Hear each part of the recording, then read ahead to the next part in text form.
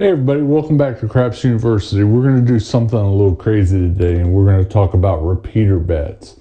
And we're going to go through, to me, I think it's a little crazy, but what we're going to do is, the reason why I'm even talking about this is we're trying to capitalize on streaks here. Hot shooters often string numbers together.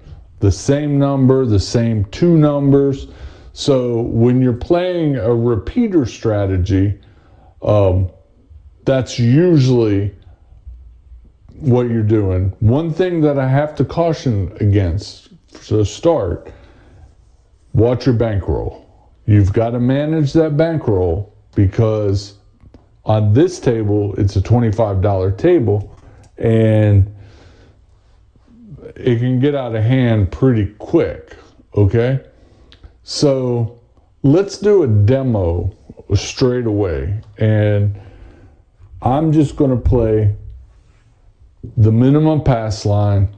We're not going to take odds behind it. And here we go. All right, 5, no field 5. All right, so here, what we're looking for is that point. Now, with the repeater bet is we're going to follow, and we're going to put a place bet there too. So we've got 5 here and 5 here. So all right, let's go. And 9. All right, so we're going to take a 9 and we're going to place that. Rolling again, and looks like a 9. That's a winner. All right, that's a winner for this. And we're just going to rack that up now. We're not going to press it. And that's what we were looking for. It hit a 9 and it repeated with another 9. All right, 4. And I'm only going to repeat the inside numbers. And 5, that's a point. All right, we get paid 1-to-1 down there, and 25 pays 30. And there we go. So once a point hits, take everything down except for your pass line. All right? And we're going to start all over again. All right, 12 midnight. That's a loser for the pass line, but we'll come back with it. And we'll throw another pass line. And 8. That is right there. We're going to throw, instead of 25, we're going to put 30 down on that 8.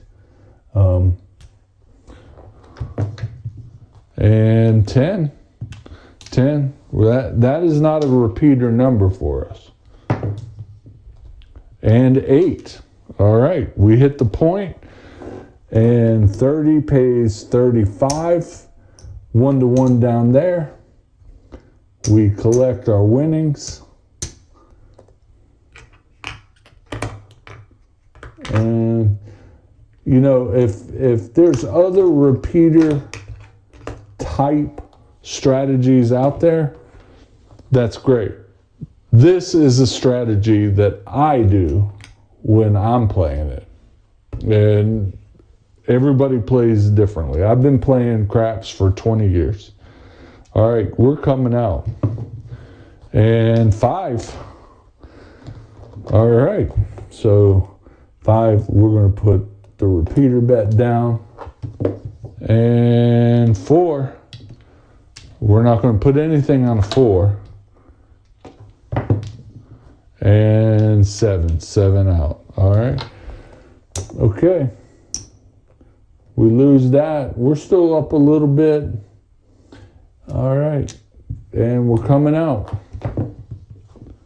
And we've got a 9. Center field 9. Easy. Repeater. And 12 midnight. Nothing. We don't lose anything. If we would have been doing this with come bets, we would have lost that. But this is just like a come, but you can choose, like I'm choosing not to repeat these two numbers. I'm choosing just to repeat the inside. So if we were playing come bets, that would be a loss for us. And 6. All right, we'll play that as a repeater. We'll put 30 on the 6. And we are looking for a 9 and 9. There we go. All right, so 25 pays 35 and 1-to-1 down there. We hit the point, so we take everything down. We have one repeater that didn't hit, but we're going to protect that by taking it down. And our pass line's still there. We'll do one more roll, and then we'll do a count up to see where we're at. And 10. All right, we're not going to repeat that. We've got it down there. And 5. No field 5. And we'll take and repeat that. And 6. We'll throw 30 down on that 6. And 7. 7 out. All right. That was the worst roll for us out of the bunch. Let's do one more. And numbers off. We're coming out. And 10. Not repeating. And let's go. And 6. 6 the hard way. We'll repeat that. And 8. Actually, we're going to put 30 on the 6, 30 on the 8. And 6. 6 the easy way. 30 pays 35. Rack those puppies up.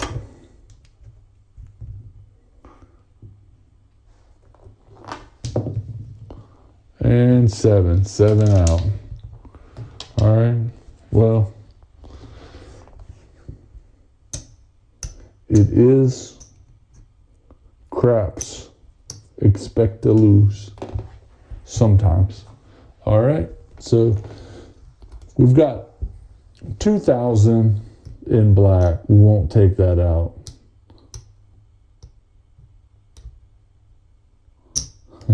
And that's our profit right there. 100, 200, 300, 400, 475, 500, and $10 profit from playing the repeater. It's a very quick, it's just like kind of a come bet without putting odds. You're collecting when a point hits, you take everything down and you start all over. It's fun, a lot of action, but you're not keeping everything out there. So if they came and established a new point and then came and rolled a 7, then you would not lose. So you're really protecting your bankroll here. I like this. I've won money. I've lost money with it. So we didn't get into pressing because we didn't have a long roll. Now, if you get your inside filled up, it's your option to press or not. So when I fill up all the inside, that's when I press. So some pitfalls, things you want to avoid. overpressing. Don't increase bet size mid-streak without a clear plan. And like I said, once I get all the inside filled up, that is when I start pressing. And I'm trying to manage my bankroll. I'm looking at where I'm at. If I'm still down, I might collect a few, okay, since I've got 4 bets out there. And let's just say if you're on the 5 and you have that as a repeater, of course, from the come out roll, you're double dipping that. So that's another reason why I like it. Another thing to be careful is don't chase your losses. The repeater is a recovery tool, and avoid repeating big losses, okay? So when a point is hit, take everything down, rack it. You are managing bankroll, you're playing a little conservative, and that is why I like it personally, because you're able to keep playing with little risk. You know, you're still going to have risk, pass line, but if they 7 out on the first roll, you're just losing your pass line. If you went full inside after the come out and they 7'd out, boom, gone. 110 on this table, gone. So if you're ignoring the table flow, if you're not reading the table and understanding what people are shooting, where they're living, you know, if you're here long enough, you're seeing a couple rounds and you know consistent shooters, that's when you might want to start pressing sooner, okay? If you repeat a 5 and they hit 5 again, you might want to press it, okay?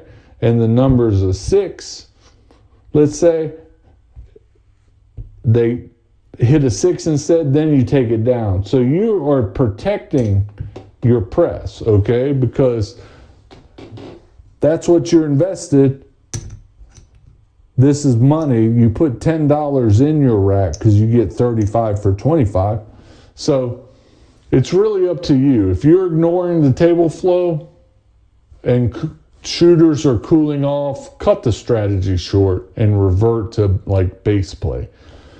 Some tips here. After every 2 successful repeats, consider a 1-to-1 press on your base bet only, okay? So consider, if they hit 2 points, consider pressing that to 50, okay? Because we're not playing odds. A big pass line bet has got pretty good house edge, you know, not in your favor, but it's low. Limit sessions to 15 minutes of continuous repeater play. That's debatable. This roll, 10 minutes, what we're trying to get you to 15 minutes is not going, you might not be at the table long enough to see a shooter. You might walk away and then a hot shooter comes, and then you come back by 45 minutes later, that shooter is still shooting. That was when the time to get in on that good roll. And then watch the dealer rhythm. Some dealers handling speeds can, you know, subtly affect the shooter's performance. I believe that. I believe, and it might not be purposeful, it might be purposeful. I think that some dealers are slower than others, and sometimes they slow the game down from a very rhythmic shooter. Now, dice control, rhythmic shooter, 2 different things. That's just somebody that shoots the same way all the time. And watch to see what dealers, if it's the stick man and they're rotating all the time, if that stick man comes back to operate the stick that has seemingly slowed down the game, sit out until they move, until they get a stick man where you like them. If you're on this side with this base dealer and you like the base dealer on the other side, switch. You're not glued to your spot. Okay? So here's some key takeaways. The repeater strategy is about simplicity and momentum. You place identical bets roll after roll, and you ride the hot shooter's wave. You also should be capping, you should have some rules of how many numbers. So my rules, I'm not repeating 4 and 10, okay? I'm repeating inside. Me personally, my style of play is to play the inside. I might put 110 inside or 440 inside. It just depends. But set rules on how you're going to play and follow them. Don't be erratic. And then follow your bankroll safeguards. If you come in with 2,500 and you lose X percent, maybe that's the time to get up and go do something else. Go get something to eat at one of the restaurants in the casino. So if you're ready to try the repeater on your next visit, let's put your results in the comments. Come back to the video. Let's see how you did. If you play it like I showed you, that would be fantastic. I want to see how this is impacting you. And also remember to subscribe for more table side strategies, and we'll see you at the field. Thanks for watching.